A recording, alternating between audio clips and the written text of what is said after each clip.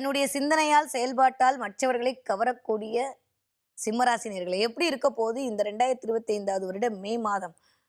நம்ம பேய் இருக்குன்றாங்க, பிசாசு இருக்குன்றாங்க அப்படின்ற மாதிரி அஷ்டம சனி வந்துருச்சுன்றாங்க, தலைக்கு மேல கேது வரப்போகுதுன்றாங்க, பத்தாவதுக்கு 7ல வேற ராகு வரப்போதான், குரு 11ல வந்தாரு, என்ன பண்ணுவாருன்னு தெரியல. இந்த 3 பேரும் அப்படியே வந்து நிக்கிறாங்க.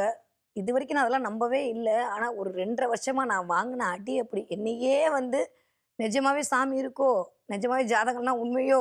அப்படின்ற மாரி என்னையே யோசிக்க வச்சிருச்சே இந்த கிரகம்லாம் அப்படின்ற மாரி யோசிச்சு கொண்டிருக்கிற என் மனதிற்கினிய சிம்மராசினியர்களே.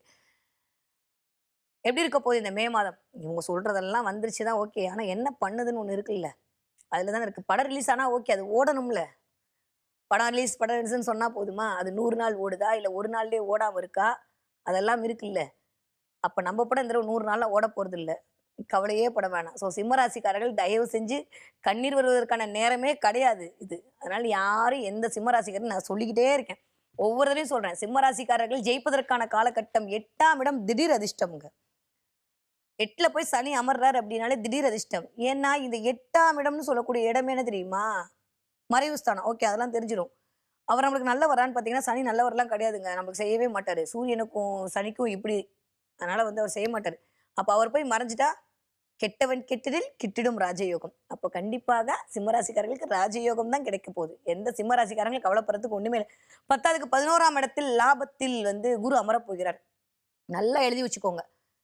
இதுவரைக்கும் யாரெல்லாம் தொழில் அப்படின்ற இடத்துல வந்து ஒரு தொய்வை சந்திச்சீங்களோ, தொழில் அப்படின்ற இடத்துல வந்து வீட்டுக்கே வந்துட்டீங்களோ, தொழில் அப்படின்ற இடத்துல உங்களுக்கு கிடைக்க வேண்டிய அங்கீகாரம் கிடைக்காமல் தவித்துக் கொண்டிருக்கிறீர்களோ, தொழில் அப்படின்ற இடத்துல பிடிக்காம போயிட்டு இருக்கீங்களோ, தொழில்ல வந்து பிரச்சனையை மட்டுமே ஃபேஸ் பண்ணிட்டு இருக்கீங்களா, அத்துணை சிம்ம ராசிக்காரர்களுக்கும் தொழில் வெற்றி கிடைக்க போகிறது.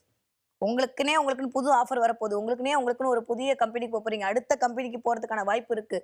நீங்க ஒரு சாதாரண கிளர்க்கா இருந்தா டக்குன்னு ஒரு அப்பு கிடைச்சு நீங்க வந்து ஒரு மேனேஜர் லெவலுக்கு போய் உட்கார போறீங்க. அதற்கான ஒரு வாய்ப்பெல்லாம் இந்த கிரகங்கள் உங்களுக்கு உருவாக்கி கொடுக்க போறாங்க. ஏன் தெரியுமா இவ்ளோ ஸ்ட்ராங்கா சொல்றேன்? ராசிநாதன் உச்சமா இருக்காருங்க. வேற என்ன வேணும்?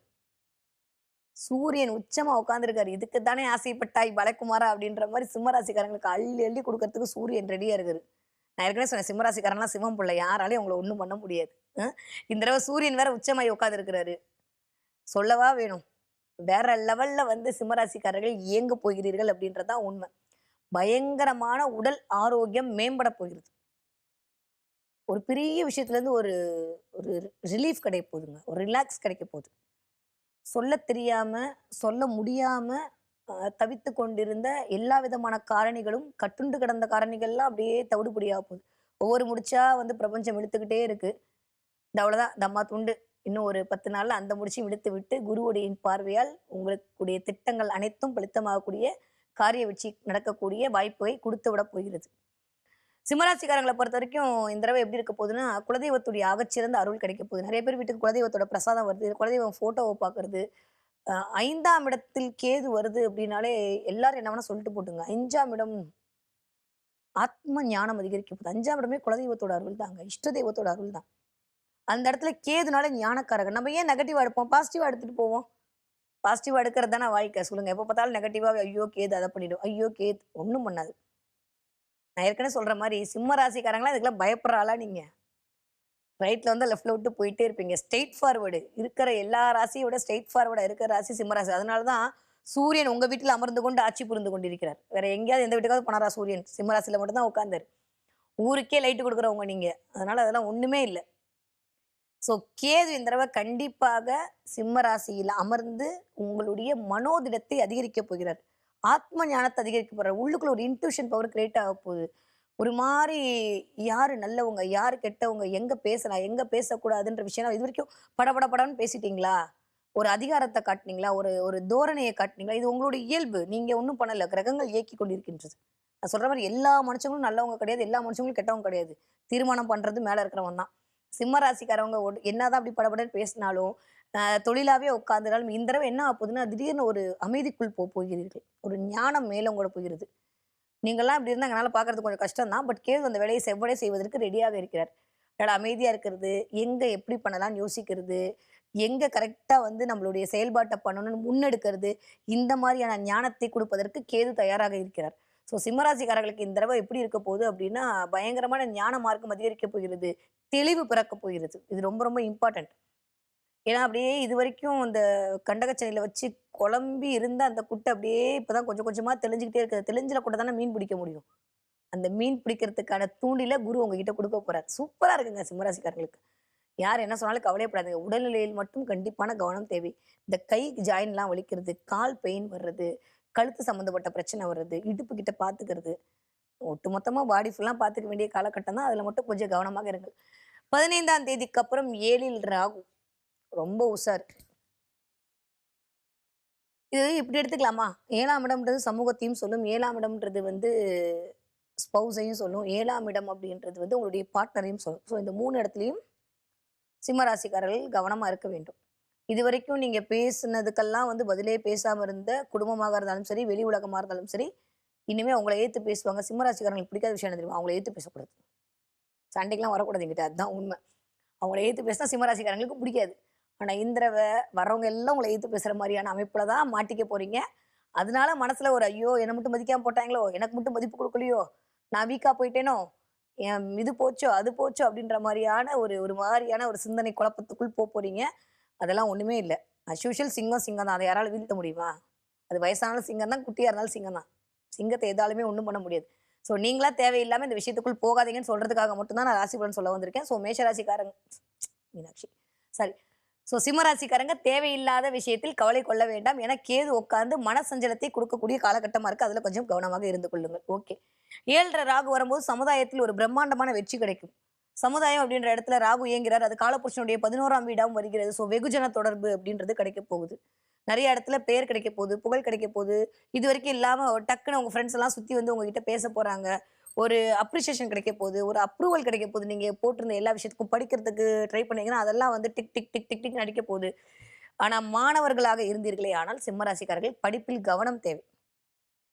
அதனால முடியும்னா அலாரம் வச்சு ஒரு சப்ஜெக்ட்டுக்கு படிங்க. ஏன்னா மணி இயக்குங்கள். சிம்ம ராசினாலே வந்து கடிகாரம் தான். ஸோ உங்களுக்கு ஒரு டிப்ஸ் சொல்லி தரேன். இந்த தடவ சிம்ம ராசிக்காரங்க லைஃப்ல ஜெயிக்கணும், இல்ல படிப்புல ஜெயிக்கணும் அலாரம் வச்சுக்கோங்க. அலாரம் வச்சு உடனே சூன்ஸ்லாம் பண்ணக்கூடாது. அலாரம் வைக்கணும். ஓகே. அலாரம் வச்சு வேலை செய்யுங்க.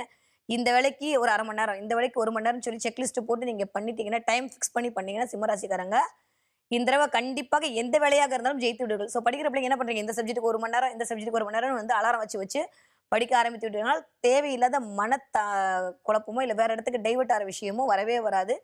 ஸோ சிம்மராசி குழந்தைகளை வீட்டில் வைத்திருக்கக்கூடிய பெற்றோர்களும் இதை கண்டிப்பாக கடைபிடுங்கள். இதுவே போதும். சூப்பரா இருக்க போகுது.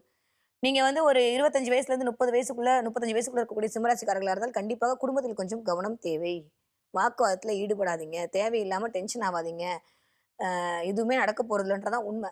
நம்மளுக்கு நேட்டரல் ஹாரோஸ்கோப் நல்லா இருக்குன்ற போது, நம்ம யாருக்கும் எந்த தப்பும் பண்ணலன்ற போது, யாராலயும் நம்மள எதுவும் பண்ண முடியாது. இதுதான் உண்மை. அதனால சிம்மராசிக்காரங்கள எந்த கிரகமும் ஒண்ணும் பண்ணாது. உங்களுக்கான அனுபவத்தை குடுக்கும்.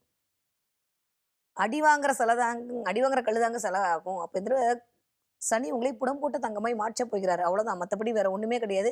அதுக்கு இன்னும் டைம் இருக்கு. நம்ம 2026, 27ல யோசிச்சுக்கலாம். இப்போதைக்கு குரு வீட்டில் சனி அமர்ந்து கொண்டு ரொம்ப ரொம்ப நல்ல விஷயத்த தான் பண்ண போறாரு.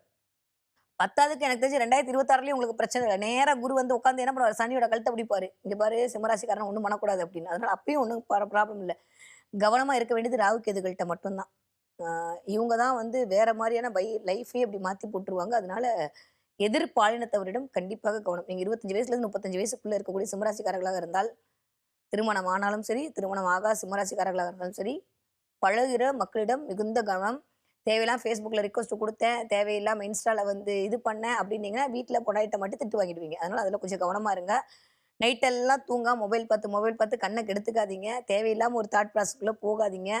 ராகு இந்த பக்கம் உட்காந்து அங்க போம்பாரு. கேது இந்த பக்கம் போயிட்டு அதெல்லாம் தேவையாம்பாரு. அதனால டைம் தான் வேஸ்ட் ஆக போகுது. ஸோ நேர விரயம் அப்படின்றது சிம்மராசிக்காரர்களுக்கு இந்த தடவ இருக்க போகுது. அதுல கொஞ்சம் கவனமாக இருந்து கொள்ளுங்கள். ஓகே. நீங்க ஒரு 40 வயதிலிருந்து ஒரு 60 வயதுக்குள் இருக்கக்கூடிய சிம்மராசிக்காரர்களாக இருந்தீர்கள்னால், இந்த தடவ வேலை மிகப்பெரிய வெற்றி கிடைக்க போகுது. டிராவல் பண்ண போறீங்க. நெறைய பேர் வந்து ஃபாரின் டிராவல் போறது, பக்கத்து ஊருக்கு டிராவல் பண்றது, அதன் மூலமாக ஒரு அனுகூலம், அதன் மூலமா ஒரு ஆதாயம். அது தொழில் நிமித்தமான ஒரு டிராவல் அப்படின்றது கண்டிப்பாக இந்த தடவ சிம்மராசிக்காரர்களுக்கு மே 15ஆம் தேதிக்கு அப்புறம் நிகழ்வது கண்டிப்பான உறுதி. ஓகேவா? அப்படி இல்லாட்டி கூட மே 15க்கு அப்புறம் உங்களோட டிராவல ஃபிக்ஸ் பண்ணிக்கோங்க. அது ஒரு நல்ல ஒரு வாய்ப்பை உங்களுக்கு கொண்டு வந்து குடுக்கும். ஏன்னா குருவும் டிரான்சிட் ஆயிடுவாரு. அப்போ தொழில் மூலமா இருக்கக்கூடிய எல்லா விஷயமான இடெல்லாம் போயிட்டு லாபத்தில் குரு உங்களுக்கு லாபத்தை கொடுக்கக்கூடிய அந்த பயணமாக அது அமையும். ஓகே. நீங்க ஒரு 60 வயதை தாண்டக்கூடிய சிம்மராசிக்காரர்களாக இருந்தீர்களே ஆனால் யோகா கிளாஸ் ஜாயின் பண்ணிடுங்க. நம்மளே நிறைய பேருக்கு அட்வைஸ் பண்ணுவோம் தான். இருந்தாலும் இந்த தடவை நம்மளுக்கு என்ன தேவைப்படுது? ஓம் சாந்தின்னு உட்காந்துக்கிறது தேவைப்படுது. அதனால நிறைய பேர் யோகா கிளாஸ் ஜாயின் பண்ணுங்க. இல்ல நிறைய ஃப்ரீ யோகாலாம் வருது. அதில போய் உட்காந்து பார்த்து பயனடைந்து விட்டீர்களே ஆனால், வீட்ல திட்டு வாங்க மாட்டீங்க. இல்லாட்டி நான் இப்ப சொன்னேன் பார்த்தீங்களா, என்ன மதிக்கல, எனக்கு மரியாதை குடுக்கல. இந்த இந்த இதெல்லாம் யாருக்கு வரும்னா, ஒரு 50 வயதை தாண்டின சிம்மராசிக்காரர்களுக்கு தான் வந்து குடுப்பேன்னு கிரகம் அடம் பிடிக்குது. அதனால அதில மட்டும் கொஞ்சம் கவனமாக இருந்து கொள்ளுங்கள். இந்த தடவை யோக மார்க்கத்தின் மூலமாக ஞானத்தை அடையக்கூடிய ராசியாக சிம்மராசிக்காரங்க இருக்கீங்க. யாரெல்லாம் வந்து கன்ஸ்ட்ரக்ஷன் ஃபீல்ட்ல இருக்கீங்களோ, யாரெல்லாம் அரசு, அரசியல் சார்ந்து இயங்கிக் கொண்டிருக்கிறீர்களோ, யாரெல்லாம் வந்து பொருளாதார வல்லுனராக இருக்கிறீர்களோ, யாரெல்லாம் கட்டுமான தொழிலில் இருக்கிறீர்களோ, யாரெல்லாம் விவசாயம் செய்து கொண்டிருக்கிறீர்களோ, அத்துணை சிம்மராசிக்காரர்களுக்கும் மிகப்பெரிய வளர்ச்சி அப்படின்றது இந்த தடவை கண்டிப்பாக இருக்கு. ஸோ இதன் மூலமாக எல்லா நன்மையும் கிடைக்கும். ஆரோக்கியத்தில் மட்டும் கவனம், கவனம், கவனம். சிம்மராசிக்காரர்களுக்கு எனக்கு தெரிஞ்சு வர அக்டோபர் வரைக்குமே கொஞ்சம் ஆரோக்கியத்தில் கவனமா தான் இருக்கணும். ஹெல்த்தை தயவு செஞ்சு பார்த்துக்கோங்க. நான் சொன்ன மாரி இந்த கை, கால், அது முட்டி சம்மந்தப்பட்ட இடத்தில் மட்டும் கொஞ்சம் கவனமாக இருக்க வேண்டிய ராசியாகத்தான் சிம்மராசிக்காரங்க இருக்கீங்க. ஓகே. என்ன தெய்வத்தை நான் வழிபாடு செய்யலாம்? சிம்மராசிக்காரங்களை பொறுத்த வரைக்கும் இந்த தடவை பெண் தெய்வத்தின் வழிபாடு ஆகச்சிறந்த ஒரு முன்னேற்றத்தை கொடுக்கும். அதுவும் எக்ஸ்பெஷலி இந்த காளியோட வழிபாடு, வாராயோட வழிபாடு, பிருத்திங்கிராவோட வழிபாடு, இதெல்லாமே உங்கள உச்சத்துல கொண்டு போய் வைக்கும். இந்த தடவை சும்மாவாவது போனீங்கன்னா, "அம்மா, தாயே என்னை பார்த்துக்கம்மான்னு" சொல்லிட்டு போங்க. அதுவே ஒரு சூப்பரான முகாந்திரத்தை குடுக்கும். அதை தாண்டியும் பணம் அப்படின்ற இடத்துல ஏதோ ஒரு வந்துட்டே இருக்குன்னா, தலைநகரத்தில் இருக்கக்கூடிய கனகவள்ளி தாயாரை போய் நமஸ்காரம் பண்ணிட்டு வாங்க. இதெல்லாம் எங்க போய் தேடுறது மேடம்? கனகவள்ளி அப்படின்ற பேரோட அம்பாள் எங்கேயாவது இருப்பா. பெருமாள் கோவில்ல தாயார் இருப்பா. நெட்ல சர்ச் பண்ணி பாருங்க. வேணும்னா சர்ச் பண்ணணும்னா நம்ம காசு வேணும்னா போய் பார்க்கணும்ல. போய் பாருங்க. அங்க இருக்கக்கூடிய தலத்துக்கு போயிட்டு வாங்க. அங்க இருக்கக்கூடிய அம்பிகையை போய் வழிபட கனகம் அப்படின்னாலே வந்து குருதாங்க. குரு மூலமாக லாபம் வர்றது முன்கூட்டியே நம்ம குருவை வந்து ப்ளீஸ் பண்ணி வச்சுக்கோன்னா கண்டிப்பா கனகவதி தாயார்ட்ட போய் ஒரு சல்யூட் அடிச்சுட்டு விட்டீங்கன்னா, அம்மா என்ன பண்ணுவா? இதுவரைக்கும் செலவு பண்ண விஷயத்தெல்லாம் அப்படியே நகர்த்தி விட்டு உங்களுக்கு சேமிப்பு உயர்வதற்கான வாய்ப்பெல்லாம் கொடுக்க ஆரம்பித்து விடுவாள். ஓகே. சிம்மராசிக்காரங்க இந்த தடவை என்ன பார்ப்பீங்க அப்படின்னா, அருவி பார்ப்பீங்க. நீர்வீழ்ச்சி பார்ப்பீங்க. நீர்வீழ்ச்சி அது. அப்ப என்ன சொல்லுது பிரபஞ்சம்? விழுவதெல்லாம் எழுவதற்கு தான் சொல்லப்போகுது. ஸோ நெறைய பேர் கண்ல இந்த தடவை என்ன பார்ப்பதுன்னா, ஃபால்ஸ் தெரிய போகுது. அருவி பார்க்க போறீங்க. ஆ நீர்வீழ்ச்சி பார்க்க போறீங்க. நீங்க எங்கேயாவது ஒரு இடத்துக்கு போனீங்கன்னா, அந்த இடத்துல வால்பேப்பரா கூட அது இருக்கலாம். இல்ல நீங்க அந்த மாரி ஒரு இடத்துக்கு பயணப்படலாம். ஆ மேக்ஸிமம் ரொம்ப டெட் எண்ட் யாருக்கும் தெரியாம ஷவர்லயாவது குளிக்கலாங்க. இதெல்லாம் நடக்க போதுங்க சிம்மராசிக்காரங்களுக்கு. ஸோ நீரோட ஒரு கனெக்டிவிட்டி நான் ஏற்கனவே சொன்ன மாரி நீரோட ஒரு எனர்ஜி தலைக்கு மேல் தண்ணி விழுந்து உங்களை கிளென்ஸ் பண்ண போகுது பிரபஞ்சம் இந்த தடவ. அதனால இந்த மாரி விஷயங்கள்லாம் உங்க கண்ல படப்போகுது. சூப்பரா இருக்க போகுது சிம்மராசிக்காரங்களுக்கு. அல்டிமேட்டான டைம் இன்னிதே ஆரம்பம். யார் என்ன சொன்னாலும் அத காதுல வாங்கிக்காதீங்க. நீங்களா போட்டு குழப்பிக்கவும் குழப்பிக்காதீங்க. ஸோ அஷ்டமச்சனியில் ஜெயித்தவர்கள் தான் வாழ்க்கையில் மிகப்பெரிய உச்சத்தை சந்தித்தவர்கள். இந்த தடவை வரக்கூடிய அஷ்டமச்சனி உங்களுக்கு அதிர்ஷ்டத்தை தரக்கூடிய சனியாக இருக்கிறது. சூப்பரா இருக்கு சிம்மராசிக்காரர்களுக்கு.